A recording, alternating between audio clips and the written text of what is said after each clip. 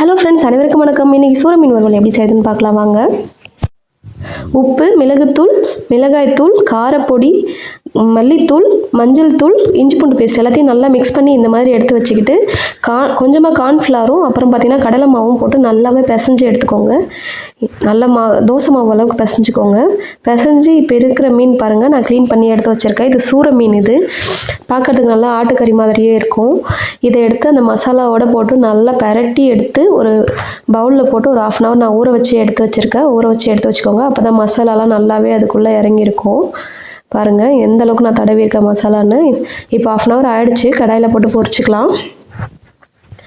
கடாய் நல்லா காய்ஞ்சதும் ஒரு குழம்பு கரண்டி அளவுக்கு எண்ணெய் ஊற்றினா போதும். நிறைய எண்ணெய் ஊற்றாமல் இதிலே ஒரு 3 மீன் போட்டு வறுக்கலாம். பாருங்கள், போட்டு இந்த மாதிரி தீயாமல் நல்லா திருப்பி போட்டு வறுத்து எடுத்துக்கோங்க.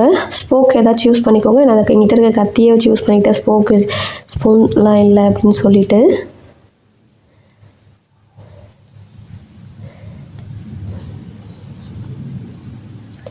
நல்லா ஃப்ரை பண்ணி எடுத்துக்கோங்க. வேகட்டும். 2 பக்கமும் திருப்பி போட்டு தீயாத அளவுக்கு நல்லாவே ஃப்ரை பண்ணி விடுங்க.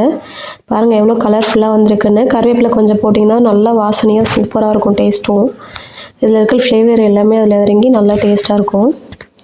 ஒரு பவுலில் போட்டுக்கோங்க. எல்லா மீனையும் கொஞ்சம் கொஞ்சமாக நான் வறுத்து எடுத்து வச்சுருக்கேன். இந்த மாதிரி ட்ரை பண்ணி பாருங்கள் எப்படி இருக்குன்னு சொல்லி. நார்மலாக மீன் வறுக்கிறதோட இந்த மாதிரி செஞ்சு பார்த்தீங்கன்னா ரொம்பவே சூப்பராக இருக்கும் இந்த சூர மீன். ஓகே ஃப்ரெண்ட், தேங்க்யூ ஃபார் வாட்சிங். இந்த வீடியோ உங்களுக்கு பிடிச்சிருந்தா லைக் பண்ணிக்கோங்க. மறக்காமல் ஷேர் பண்ணுங்கள். பாய் பாய்.